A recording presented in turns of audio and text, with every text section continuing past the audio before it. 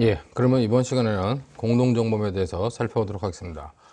칠판에는 이미 지었지만은 정범에는 우리가 공동정범과 간접정범이 있다. 특히 공동정범이 정범으로서 인정되는 그 요소는 뭐다? 기능적 행위 지배다. 그것만 여러분들이 좀 잘 알아두시면 될 것 같아요. 교환은 136페이지부터 170페이지 정도까지 있는데, 먼저 앞 시간에는 이론적인 것들을 전반적으로 좀 살펴보고, 그 다음에 이제 그 다음 시간에는 문제들을 중심으로 살펴보도록 하겠습니다. 먼저 이제 공동정범의 성립 요건 그래가지고, 우리 형법 30조에는 공동정범이라 그래가지고, 2인 이상이 공동하여 죄를 범한 때 각자를 그 죄의 정범으로 처벌한다 그랬어요. 결국 여기의 내용은 뭐냐면은, 2인 이상의 어떤 분업적인 역할, 그러니까 범죄 행위를 하는데 이만큼의 역할이 필요해요. 근데 어떤 사람이 혼자 할 때는 이걸 혼자 다 합니다. 근데 둘이 한다 할 때는 앞 사람은 요만큼만 하고 뒷 사람은 요만큼만 했을 때, 그와 관련돼 가지고 이 두 사람에 대해서 그 분업적인 역할 분담을 통해 성립하는 정범 형태를 우리가 공동정범이라 하고, 그다음에 형법 30조는 일정한 자의 행위 기여가 단독 정범이나 직접 정범에서 요구하는 요건을 충족하지 못하였거나 부분적으로만 충족하더라도 그 자를 그 범죄 전체의 정범으로 평가하는 기능을 하는 것이 30조의 기능이다. 그렇게 여러분들이 이해하시면 되는데, 우리가 공동정범 그러면은, 자, 여기서 공동정범은 크게 주관적 요건과 객관적 요건 두 가지가 필요하다고 합니다. 즉, 객관적 요건 두 가지가 필요한데, 주관적 요건으로는 공동가담의 의사, 우리가 공모라 그러죠.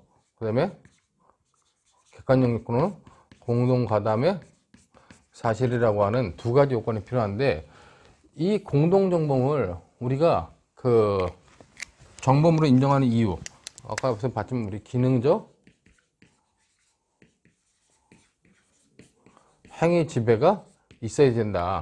그렇기 때문에 2인 이상이 공동화를 할 때 그 공동의 의미를 과거에는 범죄 공동설이다, 행위 공동설이다, 이런 견해들이 있었는데, 이때 지금에 있어서는 이제 그 공동의 의미를 이게 기능적 행위 지배를 통한 그런 그 어떤 주관적 요건과 객관적 요건을 의미한다. 그렇게 여러분들이 이해하시면 될 것 같아요.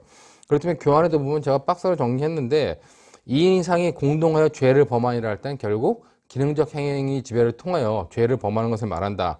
주관적 요건으로 공동가담의 의사, 그다음에 실행행위의 분담, 이렇게 했는데, 그 옆에 이제 그 좀 여러 가지 논점들을 적어놨는데, 무슨 논점이냐면은, 공동가담의 의사와 관련돼 가지고, 이런 공모를 하는 공동가담의 의사와 관련돼 가지고 논점이 나오는 것이, 첫 번째가 승계적 공동정범입니다. 그 다음에 두 번째가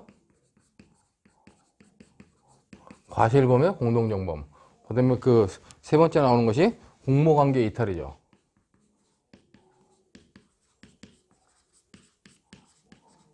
그 다음에 이제 공동가담의 사실 관련돼 가지고 문제되는 논점이 그 우리가 공모 공동정범, 공모 공동정범 관련돼 가지고 여기 공모 공동정범 문제가 나온다. 그리고 이제 공동정범에 관련돼 가지고 합동범 문제를 여기서 제가 이제 교재에서는 여기서 논하는데, 우리가 아까 앞에 봤던 합동범을 필요적 공범으로 보는 견해도 있지만, 다수의 학설은 그 필요적 공범이라기보다는 공동정범의 어떤 특수한 형태로 보는 거기 때문에, 그런 의미로 여러분들이 이해해 두시면 될 것 같아요. 자, 근데 여기서 이제 공동가담의 의사, 공동가담의 사실이라고 하는 두 가지 요건을 갖춘다 그랬을 때, 이 두 가지 요건을 갖췄을 때 기능적 행위 지배를 해야 된다 그래요. 그럼 기능적 행위 지배가 뭐냐? 아까 그림 그랬지만, 자, 어떤 범죄, A라는 범죄를 위해서는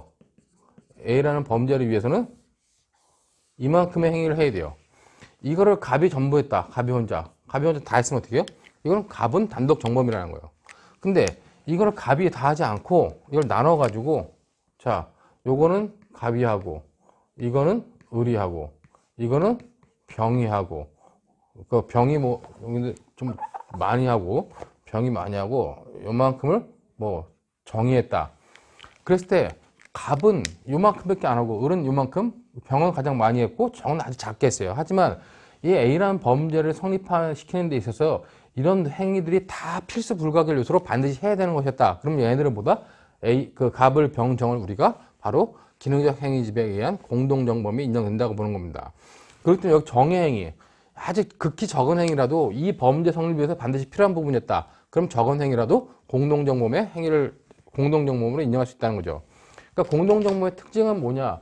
갑은 요만큼만 행위를 했기 때문에 요만큼만 책임지는 게 아니라 요만큼의 행위를 했든 정이 요만큼의 행위를 했든 얘네들이 다 뭉쳐가지고 큰 하나의 A라고 하는 범죄를 완성했기 때문에 A라는 범죄 전체에 대해서 책임을 묻는 것이 바로 공동정범이고 얘네들이 맡은 바 역할을 따라 판단하는 것을 기능적 행위 지배를 한다 하는 의미로 여러분들이 정확하게 이해해 두시면 될 것 같아요.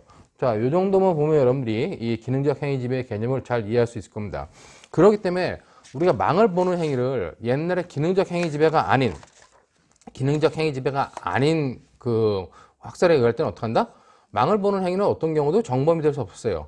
그러나 이제 망을 보는 행위가 기능적 행위 지배에 의하면 망을 보는 행위가 이 A라는 범죄를 성립 위해 반드시 필수 불가결한 행위였다. 그럼 그거는 뭐예요? 그거는 기능적 행위 지배가 인정되기 때문에 공동정범이 된다는 겁니다. 근데 망을 보는 행위가 그 범죄 성립에 있어서의 필수 불가결한 요소가 아니었다. 그러면 그건 공동정범이 되지 않는다는 거예요. 그런 의미로 여러분들이 좀 이해해 두시면 될 것 같습니다. 자, 그러고 나서 이제 각각의 관점에서 볼 때 이 공동정범은 주관적 요건으로 공동가담의 의사, 즉 공모가 있어야 되고 객관적 요건으로 공동가담의 사실이 있어야 된다는 겁니다. 자, 공동가담의 의사 공모라고 하는 것은 순차적으로 해도 돼요. 한 번에 모여서 해도 되고 갑을 병이 한 번에 모여서 우리 무슨 범죄를 하자 이렇게 정해야 되고 갑이 을한테 얘기하고 을이 병한테 얘기해도 상관이 없다는 겁니다. 자, 이런 공동가담의 의사 공모라고 하는 것은 어느 때 있어야 되냐? 범죄를 할 때 있어야 되냐? 아니면 사전에 당연히 갖춰야 되고 범죄를 할 때까지 있어야 되냐? 아니면 사후에 있어도 되느냐 하는 문제 때문에 발생하는 것이 바로 이런 승계적 공동정범의 문제라는 겁니다. 그러면 과실범의 공동정범은 왜 문제되냐? 이 공동정범이라는 것은 고의범의 형태를 갖다가 어떤 단독의 고의범의 형태를 여러 사람의 형태, 다수인의 참가 형태로 확장한 것입니다. 그렇기 때문에 공동정범에서의 공동은 당연히 고의범을 전제로 하고 있는 거예요. 근데 고의범이 아닌 과실범에도 공동정범을 인정해야 될 필요가 있지 않겠느냐. 그렇기 때문에 과실범의 공동정범 문제가 나온다는 겁니다. 그 다음에 이제 공모관계 이탈이라고 하는 것은 공모를 했을 같죠. 공모를 해가지고 우리가 범죄하자 했습니다. 근데 어떤 사람이 빠졌을 때 빠진 사람에 대해서 이 공동정범의 책임을 묻지 않을 것이냐 하는 것이 이 공모관계 이탈이다. 최근에는 공모관계 이탈과 비교해가지고 공범관계 이탈이라고 하는 논점도 잘 나오기 때문에 그런 부분까지 여러분들이 잘 생각해 두셔야 될 것 같습니다. 그 다음에 공모 공동정범이라고 하는 것은 공모만 했고 공동가담 사실은 없었어요. 그럼에도 공동정범으로 인정해야 될 것이냐 했을 때 인정하자는 것이 일본에서 처음 나온 공모 공동정범입니다. 그러나 지금 국내 학설은 공모 공동정범에 대해서 그런 개념 쓸 필요 없이 그냥 공동정범인지 기능적 행위지배만 인정되면 공동정범으로 아니면 뭐 방조범 정도로 보면 된다는 겁니다. 근데 판례 입장이 과거에 공모 공동정범을 인정하던 판례 입장이 지금도 인정하는 입장이지만 그 내용이 약간 달라졌다는 거, 그 정도의 논점들만 여러분들이 받으시면 될 것 같고, 먼저 우리 교환 보면 136페이지에는 공동정범의 성립 요건 나왔고 138페이지에 승계적 공동정범 얘기가 나옵니다. 그러니까 승계적 공동정범 얘기는 왜 나오느냐? 자, 공모를 반드시 범죄 시작하기 전에, 범죄 실행에 착수하기 전에 공모를, 사전 공모를 하고 최소한 범죄를 할 때 공모가 있어야 된다는 겁니다. 근데 범죄를 시작하고 사전이고 시작할 때까지는 공모가 없었어. 나중에 범죄 시작하고 나서 나중에 와서 그 공모를 했을 경우에 전체 범죄에 대한 공동정범을 인정할 수 있겠느냐 하는 문제 때문에 나오는 것이 승계적 공동정범이다 하는 문제를 여러분들이 잘 이해하시면 될 것 같아요. 그렇기 때문에 공동가담의 의사는 공모와 관련돼 가지고 논점이 있는 것이 첫 번째 승계적 공동정범, 과실범의 공동정범, 공범관계 이탈이다. 거기 의의를 보시면은 선행행위자의 행위가 실행의 착수 이후 기수에 이르기 전에 그 타인의 범행에 가담할 의사로 선행행위자와 공동의사를 형성하여 나머지 실행행위를 공동으로 행한 경우에 그 선행행위자와 후행자 사이에 공동정범이 성립할 수 있는지 여부, 그리고 공동정범이 성립한다면 후행자는 선행자가 행한 행위를 포함하여 전체 범죄 행위에 대하여 공동정범이 성립될 수 있는지 여부, 이것이 논제되는데, 쉽게 말하면 여러분들이 승계적 공동정범에서는 결국 중요한 게 뭐다? 뒤에 가담한 사람의 공모를 인정할 것이냐는 겁니다. 그 사후 공모를 인정할 수 있겠느냐, 이것이 승계적 공동정범의 핵심적인 내용이죠. 그렇기 때문에 공동가담의 의사 형성 시기가 사전에 있어야 된다고 하는 것이 원칙이지만 사후 거도 인정할 수 있겠느냐 하는 문제 때문에 승계적 공동정범 문제가 나왔다는 거예요. 자, 승계적 공동정범의 핵심사항은 뭐냐? 여기 갑이라는 사람이 이만큼 범죄라고 하려고 그래요. 근데 이 정도에서 을이 가담을 했습니다. 을이 가담했는데 가담할 때 이 앞부분에 관련돼 가지고는 갑한테 설명을 듣고 을은 그럼 나도 그 다음에 범죄를 같이 하겠다 했을 때 이때 얘를 갖다가 승계적 공동정범으로 인정할 수 있느냐 인정할 수 없느냐 하는 문제가 바로 승계적 공동정범에 관련된 학설 대립이죠. 자, 승계적 공동정범에 관련된 학설 대립은 크게 관련된 승계적 공동정범을 긍정하는 견해, 긍정설과 부정하는 부정설이 있어요. 근데 이 학설 대립은 크게 의미가 없다고 보면 돼요. 왜냐면은 얘를 승계적 공동정범으로 인정한다. 그러니까 승계적 공동정범을 인정하더라도 얘의 책임을 뭐다? 얘의 책임을 가담 이후에 이후의 책임만을 묻는 견해가 긍정설이라고 보는 겁니다. 그러니까 이 긍정설은 승계적 공동정범이라는 개념 자체를 인정하자는 거예요. 을은 갑과 사이에서 사후에 그 공모가 인정됐기 때문에 사후에 인정된 부분에 대해서만 책임을 지는 거다. 그렇기 때문에 이 부분에 대해서만 승계적 공동정범이라고 본다는 겁니다. 근데 실제로 보면은 이 부분만을 인정한다면은 이 앞에 부분은 필요 없기 때문에 승계적 공동정범이라는 말을 할 필요도 없죠. 하지만 국내에서는 가담 이후에 책임을 지는 형태를 승계적 공동정범의 긍정설을 봅니다. 또 일부 견해는 긍정설이기 때문에 가담 이전의 책임까지 다 묻는 견해도 있어요. 그러니까 이거 긍정설 중에서 가담 이후의 문제냐 아니면 가담 이전까지 책임을 지느냐 하는 것을 나누는 견해가 있고, 부정설은 뭐다? 얘는 승계적 공동정범은 아니다. 승계적 공동정범이란 건 아예 개념을 인정할 수 없다. 얘는 개념을 인정할 수 없다는 겁니다. 개념을 인정할 수 없기 때문에 결국 을은 어디에 대해서 책임지는 거예요? 가담 이후에 대해서만 책임진다는 거죠. 가담 이후에 대해서만 책임을 진다. 여기 보는 것처럼 가담 이후에 대해서만 책임진다. 결국 국내 다수혈적 견해들의 입장에 의하면 전부 다 책임은 뭐다? 가담 이후에 대해서만 책임을 진다는 겁니다. 근데 이제 최근의 견해 중에 가담 이전에 책임까지 져야 된다. 얘를 승계적 공동정범이라고 가담 이전에 이 앞부분에 관련된 것까지도 책임을 져야 된다고 하는 소수설이 독자적인 견해들이 하나 나오기 시작했다는 겁니다. 그렇기 때문에 여러분 학설 보면 긍정설, 부정설이 있고, 긍정설 중에 가담 이후 부분에 혹은 가담 부분에 국한하여 공동정범이 성립한다는 견해, 그것이 이제 국내에서 좀 많은 견해고, 전체에 대하여 공동정범이 성립한다는 거, 즉 전체 가담 이전까지 다 포함해가지고 전체에 대해서 성립한다는 견해, 요 견해가 이제 성균대학교 김성동 교수님 견해고, 부정설은 아예 공동정범이 아니기 때문에 가담 이후에 대해서만 책임을 진다는 겁니다. 그러니까 부정설은 승계적 공동정범이라는 개념을 아예 인정할 필요가 없다는 거죠. 자, 그와 관련돼 가지고 판례는 어떻게 했냐? 판례는 부정설의 입장이다. 승계적 공동정범을 인정하지 않는다. 부정설이다. 그 판례는 부정설이라는 견해, 이게 다수설이에요. 부정설이라고 보는 것이 좀 다수설적 입장이라는 겁니다. 근데 또 김성문 교수님은 교과서에 명시적으로 판례는 명시적으로 승계적 공동정범이라는 개념을 사용하지 않고 있다. 그러므로 판례 입장이 명확하지 않다. 이렇게 보기도 합니다. 그런데 이제 다수의 교과서들을 보면은 승계적 공동정범을 판례는 부정한다 이렇게 판단해요. 그럼 관련돼 가지고 뭐 후행 가담자, 을의 책임 범위 어떻게 되냐? 을의 책임 범위는 긍정설에 의할 때 이설이나 부정설에 의할 때 이설이나 어떻게 돼요? 전부 다 여기에 대해서만 을이 책임을 진다는 것이 다수설의 입장이고 판례 입장이라고 보는 겁니다. 근데 이 범죄 종류에 따라 가지고 나눠서 본다라고 하는 견해들도 있어요. 그렇기 때문에 여러분들 거기 보면 학설은 뭐 적극설 그래가지고 이 적극설은 가담 이전에 책임을 진다. 즉 가담 이전까지 책임을 진다는 이 견해는 뭐다? 전체에 대해서 책임을 지운다는 거죠. 그러나 대부분의 견해는 가담 이후에 대해서만 책임을 지운다 이렇게 보는 거고, 판례 입장은 포괄 일죄와 관련돼 가지고 연속된 희로봉 제조 사건 관련돼 가지고 결국 가담 이후의 행위만 책임을 진다라는 것이 이제 판례 입장이라는 건데, 판례 입장은 좀 그 범죄 종류에 따라 가지고 나눠진다는 거예요. 여러분들 거기 보는 것처럼 판례는 포괄 일죄의 경우에는 그 가담 이후에만 책임을 묻는다는 것이 기본적인 원칙이라는 겁니다. 그런데 이제 제가 좀 파란색 글씨로 바꿔놨는데, 그러나 결합범인 경우는 선행 행위자가 기수에 이르기 전에 후행 가담자가 가담한 경우, 그럴 때는 원칙적으로 승계적 공동정범을 긍정하고 적극설의 태도를 취하고 있는 견해도 있다는 겁니다. 그렇기 때문에 뭐 이 뒤에 이제 나중에 문제 풀어보면 되겠지만 다수의 학설은 이렇게 범죄가 성립을 한다 가지고 승계적 공동정범 관련돼서 가담 이후에만 책임을 진다. 포괄 일자의 경우는 그렇다. 근데 이제 판례가 결합범인 경우에는 전체 범죄에 대해서 책임을 물었는데 전체 범죄 책임을 묻더라도 공동정범의 책임이 아니라 어떤 방조범의 책임을 물었기 때문에 그런 부분도 여러분들이 좀 생각을 해 두셔야 된다는 겁니다. 그렇기 때문에 승계적 공동정범 그러면 이런 논의들이 있다는 것과 책임 범위를 어디로 할 것인가 하는 문제를 여러분들이 잘 생각해 두셔야겠죠.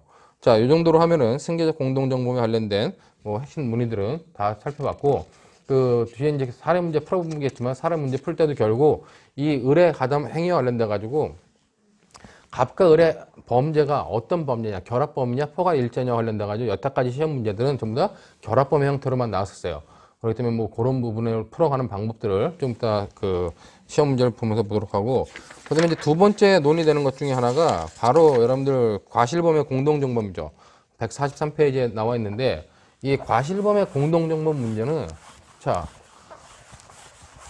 제가 따로 정리도 안 해놓고 그냥 과실범의 공동정범은 간단하게 인정하고 넘어갔습니다. 왜냐면은 과실범의 공동정범은 이론적으로 보면 행위 공동서를 취하지 않는 이상은 범죄 공동설, 고의 공동설 입장이고 기능적 행위 지배서를 취한다면 어떻게 해요? 원칙적으로는 과실범의 공동정범을 인정할 수 없다는 겁니다. 여러분들 교환 보는 것처럼 그 공동가담의 의사라는 공모라는 것은 단독 행위자의 고의가, 그러니까 우리가 여기 공모가 문제되는 거죠. 이 공모라고 하는 건 뭐냐? 단독 범행일 땐 뭐예요? 고의예요. 고의가 공동정범이라고 하는 여러 사람들 사이에 가담 관계가 있을 때 이 고의가 변형된 형태라는 겁니다. 확장된 형태라는 얘기예요. 그렇기 때문에 당연히 이것도 뭐다? 고의를 전제로 할 수밖에 없다는 겁니다. 원칙적으로는. 그렇기 때문에 단독 행위자의 고의가 공동정범의 특성에 맞게 수정된 것이기 때문에 당연히 그 공동정범도 어떻게 한다? 원칙적으로는 고의범만 된다는 겁니다.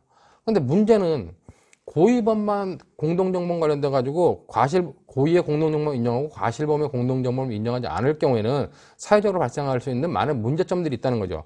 그렇기 때문에 2인 이상이 공동의 과실로 범죄 결과를 발생시킨 경우에도 공동정범을 인정할 것인가가 굉장히 문제된다는 겁니다. 왜냐하면 처벌의 필요성이 있다는 거예요. 지금 사회에서.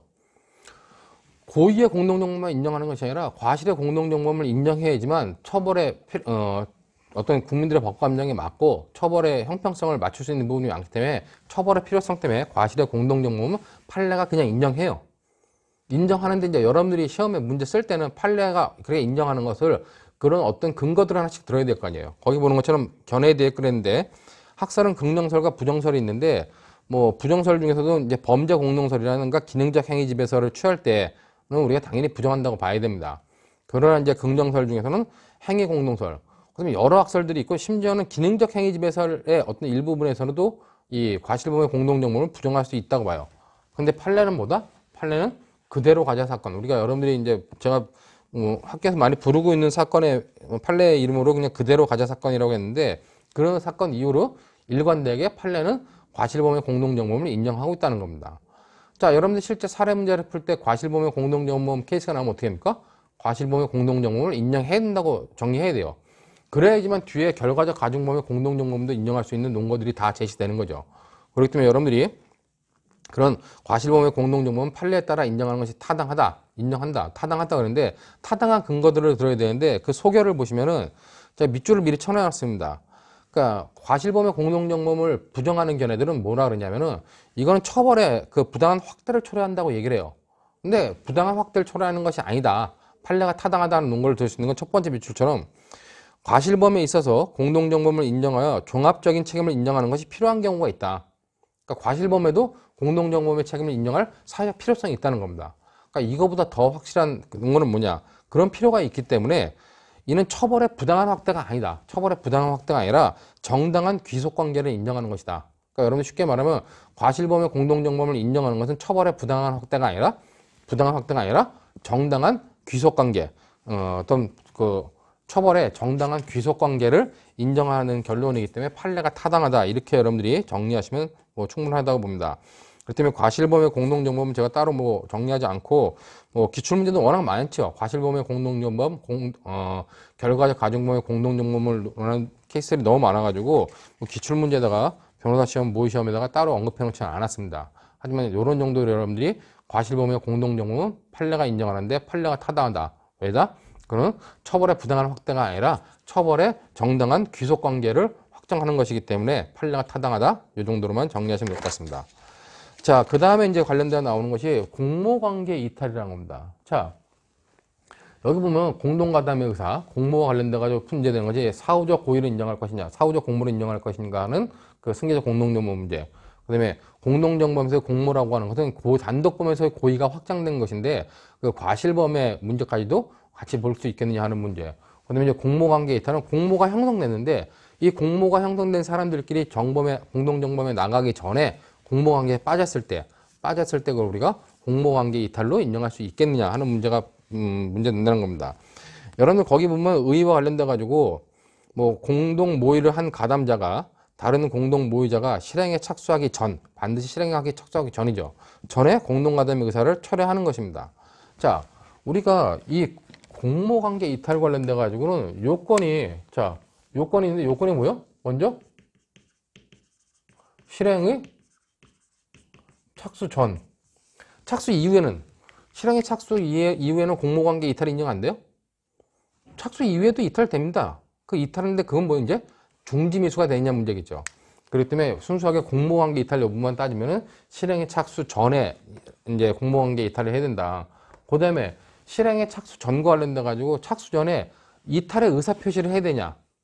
이탈의 의사표시만 하면 끝나는 것이냐? 아니면 자기가 뭔가 투입한 게 있으면 투입한 걸 빼야 되냐? 인과성을 제거해야 되냐 하는 논의가 있는데 실행의 착수 전에 해야 되고 관련돼 가지고 주관적 요건과 객관적 요건으로 자 이렇게 길게 쓰지 않고 그냥 이탈의 의사표시를 해야 된다는 겁니다. 의사표시를 하는데 반드시 명시적일 필요는 없다는 거. 그 다음에 그 객관적 요건으로 자기가 어떤 범죄 행위를 같이 하자고 공모했어요. 갑을병이 모여서 우리 강도 행위를 하자 했습니다. 근데 실제 착수하기 전에 갑이 전체 강도 행위를 주도해 놓고 갑을병이 실행에 착수하기 전에 갑이 갑자기 난 빠질게. 그걸 빠졌을 때 빠진다는 의사표시만으로 되겠느냐.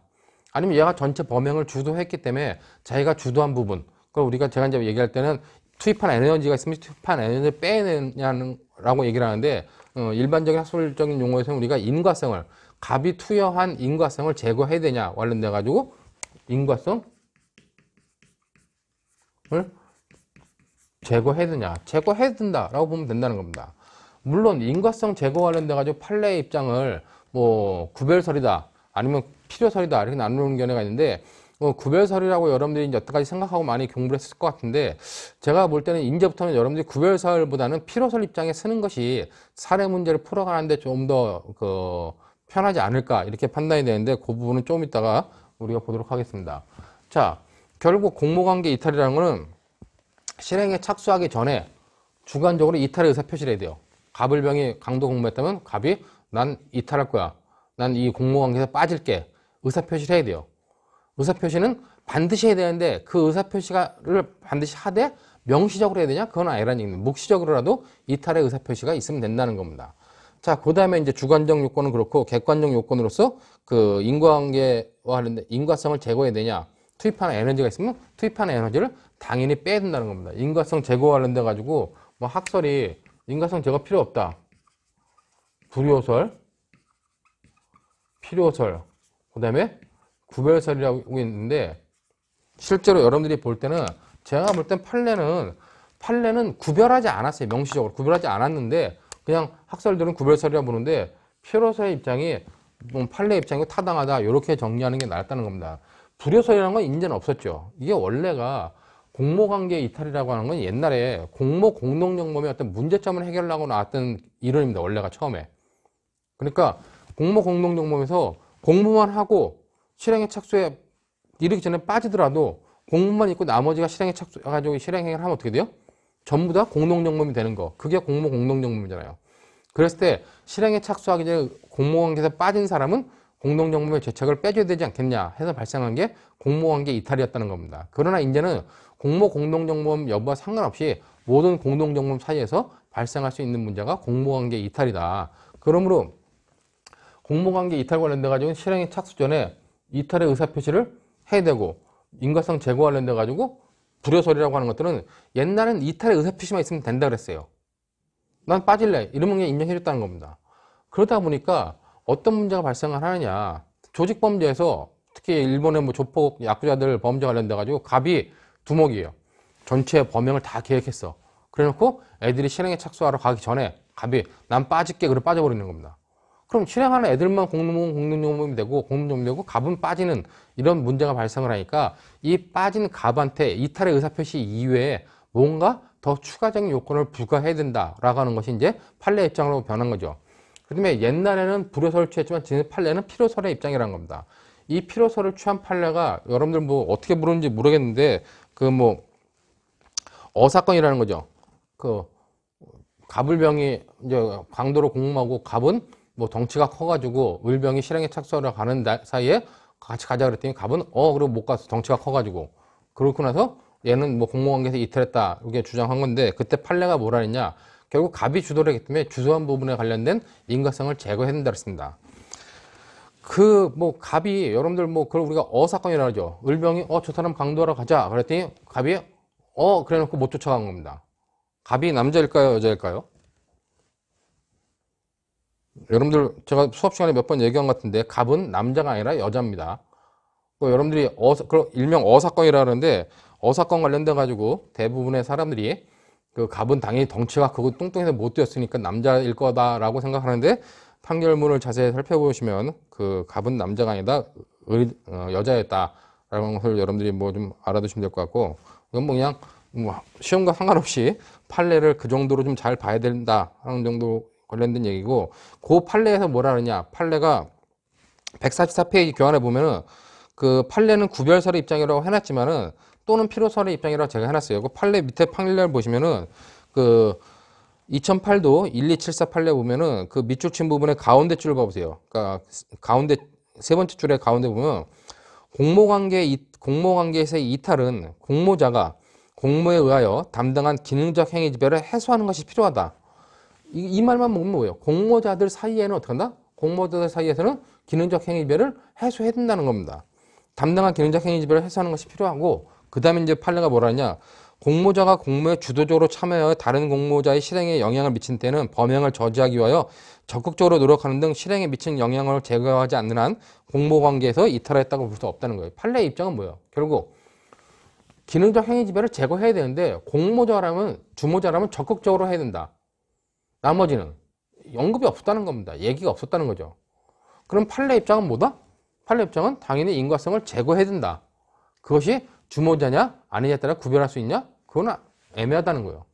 그렇기 때문에 지금까지 여러분들이 인과성 제거 관련돼 가지고 구별설의 입장을 취했는지 모르겠지만은 되도록이면 그것이 주모자이든 아니면 단순 가담자이든 필요하다는 필요설에 따르는 것이 좀 더 사례 문제를 푸는데 이제 좀 더 편해질 수 있다. 그런 의미로 여러분들이 받으시면 될 것 같아요. 그런데 이 교환 보면은, 교환에는 제가 그 각 학설을 인과성 제거 필요설, 인과성 제거 불효설, 구별설 해놓고 판례는 구별설의 입장이라 했지만 파란 글씨로 필요설의 입장 또는 필요설의 입장이라는 견해도 있다는 겁니다. 교과서에 따라 가지고는 그런 내용들 받아보시면 될 것 같고, 그 다음에 145페이지 보면 맨 위에 그 결국 구별설의 입장이 타당하다. 단순 가담자와 주모자를 나눠서 보는 것이 필요하다 그랬는데, 구별설의 입장이 타당하다는 견해를 제가 이번 강의 끝나고 다음 강의부터는 구별설의 입장이 아니라 필요설의 입장이 타당하다 이렇게 정리하려고 합니다. 왜냐면은 여러 문제들을 분석하다 보니까 대부분 다 갑을병이 공모를 해요.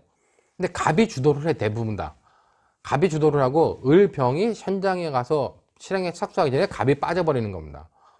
여태가 시험 문제 대부분 그렇게 구성되어 있었기 때문에 당연히 갑에 대해서는 뭐다? 갑에 대해서는 인과성 제거를 해야 돼요. 구별설에 의하든 필요설에 의하든. 근데 어떤 시험 문제를 보니까 갑을병 중에서 병이 빠지는 거예요. 주도를 하지 않은 병이 빠졌을 때, 그럼 그때는 구별설의 입장이 어떻게 해요? 얘는 이탈의 의사표시를 하지 않더라도 이탈에 인정될 수 있는 그런 관계가 생길 수 있다는 겁니다. 그렇기 때문에 그럴 때는 그냥 필요설의 입장에 의해서 당연히 인과성을 제거해야 된다라고 하는 필요설 입장을 취하는 것이 문제를 풀어가는데 좀 더 효율적이다. 그렇게 여러분이 생각하면 될 것 같습니다. 자, 이렇게 해가지고 이제 그런 공모관계 이탈의 요건이 요 세 가지가 인정된다 보면 되고, 이탈자의 책임은 뭐냐? 공동정범의 책임을 지지 않는 거예요. 그럼 공동정범의 책임을 지지 않는다면 무조건 책임을 안 지느냐? 그건 아니라는 얘기죠. 그렇기 때문에 여러분들 보는 것처럼 방조 책임을 질 수도 있다. 그럼 방조 책임은 무슨 방조 책임이냐? 여러분들이 예비죄로 공부할 때 어떻게 했어요?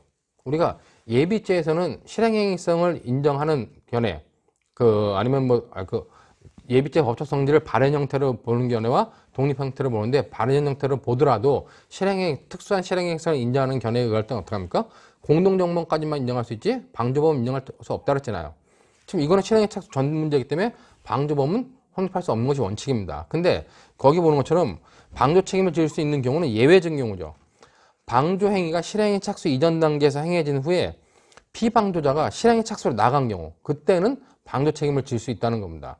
이건 기본적으로 예비죄에서는 공동정범 성립 가능하고 교사범, 방조범 성립하지 않는다, 성립 불가능하다 하는 것이 판례 입장이지만, 판례도 방조범에서의 예비죄에서의 방조행위가 실행의 착수 이전의 방조행위라고 피방조자가 실행의 착수 나간 다음에는 방조 책임을 질 수 있다는 부분이기 때문에 그런 부분에 관련된 책임을 질 수 있다. 또는 예비 음모의 책임은, 예비 음모를 처벌하는 범죄라면 공모에 가담한 것만 가지고 예비 음모의 책임 정도는 물을 수 있다. 그렇게 여러분들이 받으시면 될 것 같아요. 자, 이게 공모관계 이탈이었고, 공모관계 이탈은 주로 어디서 나온다? 공동정범에서 나왔다는 거죠. 자, 근데 이제 최근 들어가지고 이 공모관계 이탈과 구별돼야 될 문제로서 또 나오는 것이 바로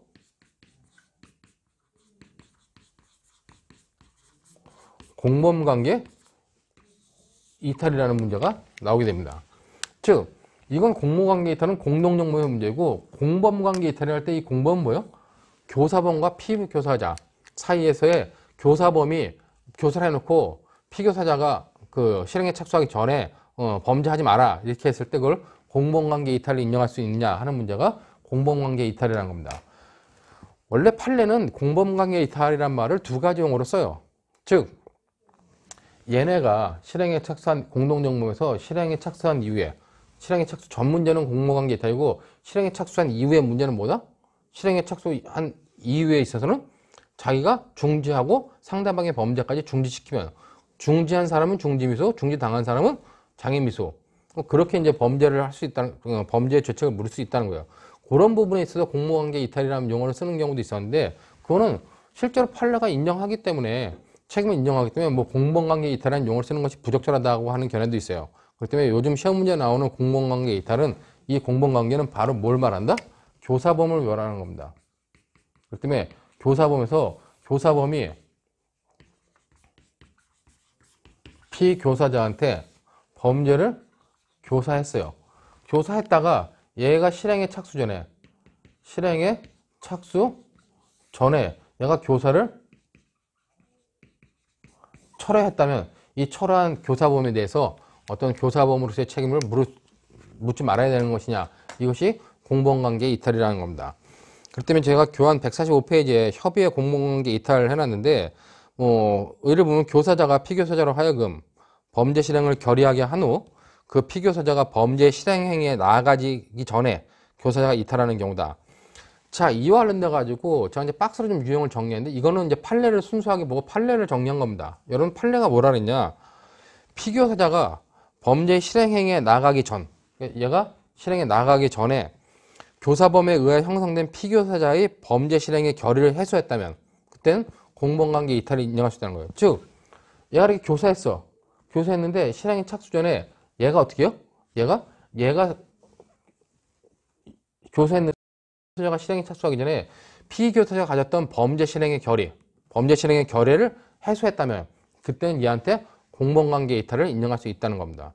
그러니까 이렇게 여러분들 실제로 판례의 내용을 보면 밑에 이제 제가 145페이지 박스 밑에다 굵은 표시를 해놨는데, 핵심적인 사항은 뭐다? 범죄 실행의 결의를 해소시켰느냐는 겁니다.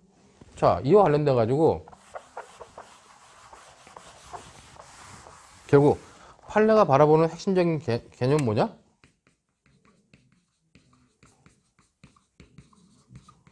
범죄 실행의 결의의 해소가 있었냐는 거예요. 자, 이것 관련돼 가지고 교사범과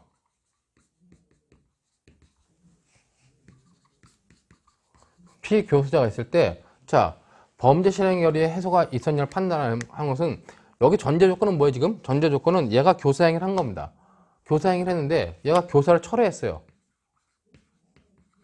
철회를 했는데 피교사자가 철회에 대해서 뭐 인정을 한 겁니다. 그러니까 수용을 따라 얘가 수용했다. 수용했다면 어떻게 해요? 교사자가 야, 가 범죄 좀 해. 뭐 누굴 때리고 와. 누굴 뭐 어떻게 하고 와. 교사가 피교 상태했습니다.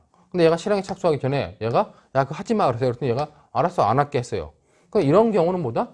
범죄 실행 결의에 해소가 있는 경우다. 그래서 이걸 갖다가 우리가 제 교환 박스에는 제1유형이라고 해놓은 겁니다. 자, 근데 제2유형은 뭐냐? 제2유형은 얘가 철회를 했어. 철회를 했는데 얘가 거절을 한 겁니다. 거절을 한 건 뭐예요? 수용을 안 했다는 거죠. 그럼 이럴 때 어떡하냐? 얘가 수용하면 이걸로 끝나지만 철회하고 수용하면 이걸로 끝나지만 철회하고 거절했을 때는 어떡한다? 거절했을 때는 다른 요건이 필요하다는 거예요. 다른 요건이 뭐냐? 얘가 거절했다면 그 다음에 얘한테 뭐다? 교사자가 진지한 노력을 해야 된다는 거예요. 누가? 교사범이 얘가 거절하면 그 다음에 교사범이 진지한 노력을 해가지고 진지한 노력이 어느 정도를 평가받아야 되냐? 이것이 교사의 고의의 존재를 해소해야 되고, 자, 그 다음에 피교사자. 그래서 피교사자의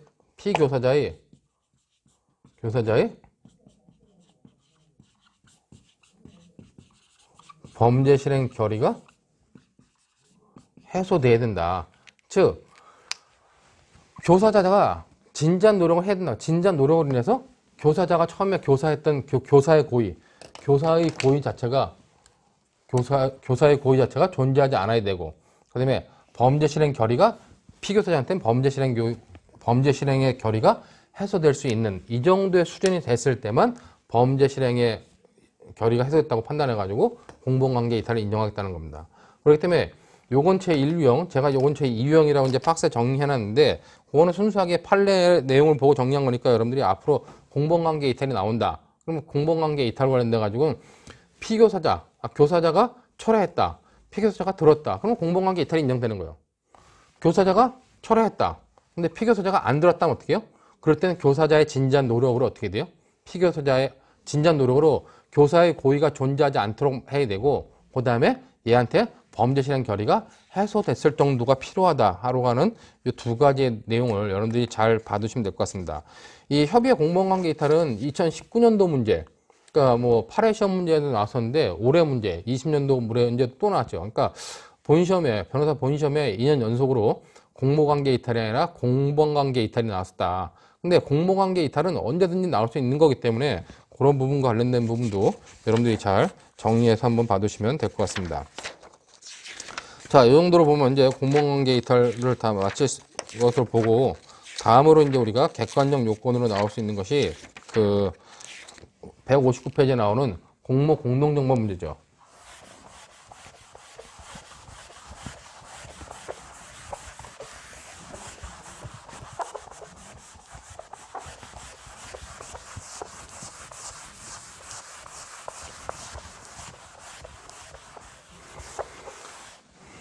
자, 이제 공모 공동정보는 아까도 얘기했지만 공모 공동정보는 뭐다?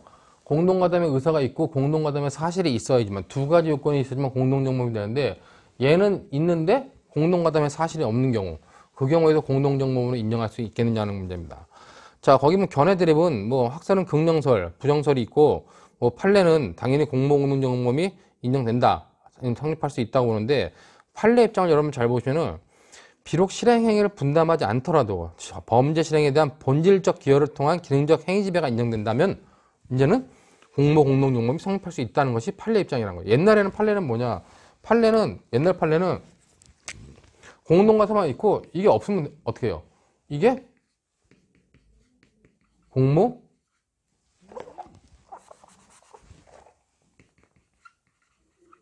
공동정보입니다. 이렇게 본 것이 옛날 판례예요. 근데 지금은 뭐예요? 공동가담 의사가 이것이 공동가담의 사실이 아예 없는 게 아니라 여기에 기능적 행위 지배가 있다면, 실제로 객관적으로 공동가담의 사실이 없더라도 기능적 행위 지배가 있다면 어떡한다? 이때를 공모 공동정범으로 보자라고 하는 것이 판례 입장으로 판례 입장은 지금 현재 이렇게 변형된 걸로 볼 수밖에 없다는 겁니다. 그럼 이런 판례가 타당하냐? 이런 판례 입장은 결국은 말은 공모 공동정범이라는 것을 표현하지만 실제로는 뭐예요? 실제로는 그냥 학설이 인정하고 있는 공동정범과 똑같다는 얘기입니다. 그렇기 때문에 거기 보는 것처럼 그 공동정범의 요건으로서 탄력적으로 변형된 형태의 실행 분담을 요구하는 것은 기능적 행위지배라고 하는 도그마틱을 넘어서지 않으므로 판례의 태도가 타당하다. 이렇게 여러분들이 정리하면 되고, 결국 판례는 지금에 있어서의 그냥 공동정범을 인정하는 견해와 별반 다르지 않다. 그렇게만 여러분들이 봐두시면 될 것 같습니다. 자, 이제 이렇게 보고 마지막으로 나온 게 합동범 문제죠.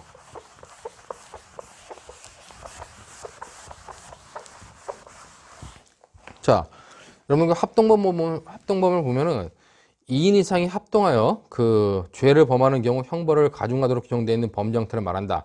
형법상으로는 3개의 범죄가 있죠. 특수도주, 그다음에 특수절도, 특수강도의 형태라고 하는, 그러니까 절도, 강도, 도주 요 형태가 있고, 그다음에 특별법상으로는 성폭법상에 특수강간 등이 있다. 그렇게 여러분들이 봐두시면 될 것 같습니다. 이제 거기에 제가 좀 정리를 해놨는데, 필요적 공범이라고 보는 견해도 있다 그랬죠, 아까요. 그러나 이제 특수한 형태, 공동정범에 어떻게 보면 특수한 형태로 보는 것이 다수결적 입장이다. 그렇게 여러분들이 보시면 될 것 같습니다. 그렇기 때문에 합동범 문제 관련돼 가지고 결국 합동범 문제는, 자, 합동의 의미를 어떻게 볼 것이냐는 겁니다. 합동범은 필요적 공범이다. 합동범은 공동정범의 특수한 형태다. 그럴 때 다수결은 특수한 형태를 보는 거예요. 근데 필요적 공범으로 보든 특수한 형태로 보든 합동의 의미를 어떻게 해석할 것이냐 관련돼 가지고 견해가 대립이 되는데, 합동범에 관련된 견해의 대립은 공모 공동정범설,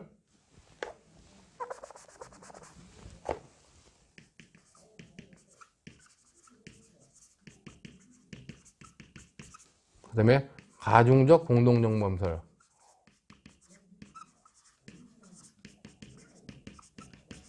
그 다음에 현장설이라고 하는 3가지 견해가 대립되는데, 지금 있어서 판례와 다수결의 입장은 현장설의 입장이다. 왜냐면 공모 공동정범설은 쉽게 보면 여러분들이 공모 공동정범설은 이 공모가 합동의 의미라는 겁니다. 자, 그렇다면 여러분들 거기 보면 제가 이제 자세하게 설명 안 하려는데, 합동의 개념에 관련된 공모 공동정범설, 공모만 하면 합동범을 처벌한다는 거예요. 특수절도, 특수도주, 특수강도 같은 경우는 뭐다? 합동만, 공모만 있으면 그냥 합동범으로 가중처벌하겠다. 무각처벌한다는 것이 공모 공동정범설인데, 이거를 취하는 학자는 국내에 없다는 거죠. 합동과 공동의 의미를, 공모의 의미를 뭐 잘못 이해하기 때문에 없는 거고, 가중적 공동정범설은 이 공동과 공동정범에서의 공동과 합동이 같은 개념이다. 근데 왜 가중적 공동정범설이 하느냐? 공동정범에서의 공동과 합동범의 합동은 같은 개념인데, 단지 합동범이라고 특수도주, 특수절도, 특수강도로 되어 있으면 가중처벌하기 때문에 단지 그런 경우에만 가중처벌하겠다는 가중적 공동정범설이라는 겁니다. 그러나 이 견해도 역시 합동과 공동을 명확히 구별하고 있는 그 법조문의 내용과 배치되기 때문에 국내에서 취하는 학설은 없어요. 그렇기 때문에 현장설 입장이 이제 국내에서 다수결적 입장인데, 현장설은 뭐냐? 합동범이라고 하는 것은 공동정범이 성립하는 것을 전제로 해가지고, 공동정범들 사이에는 뭐 A, B, C, D, E, 갑, 을, 병, 정, 무, 뭐 5명이 범죄를 해요.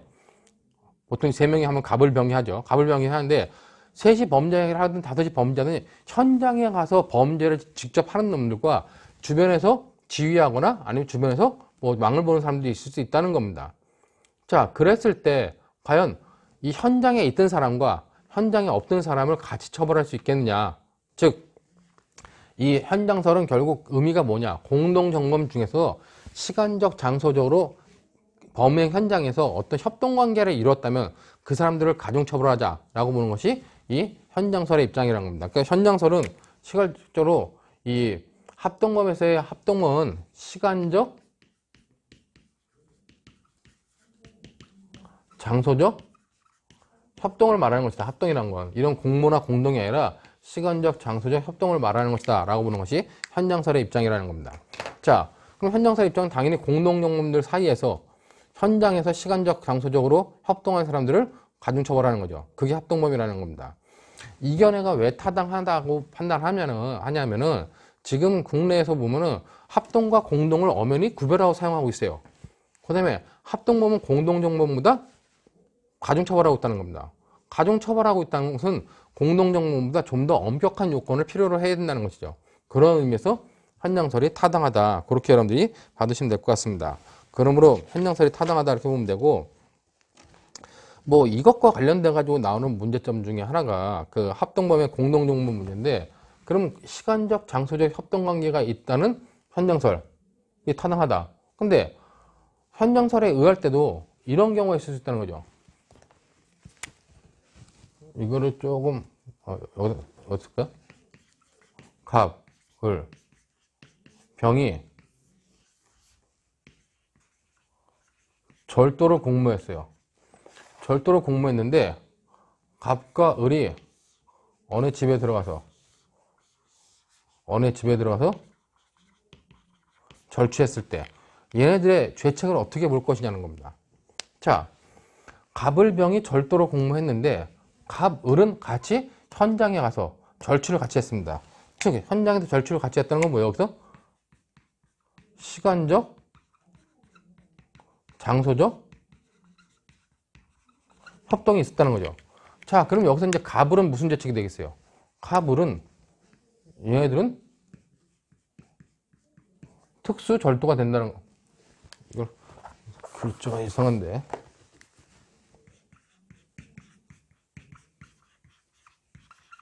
특수 절도가 된다는 겁니다. 자, 일부 학생들 교환에 아직까지 이제 그 법률 용어가 익숙치 않은 학생들 보면 답안지 쓸 때 보면 갑과 을은 특수 절도의 공동 정범이라는 말을 써요. 특수 절도의 공동 정범이라는 말은 없는 거죠.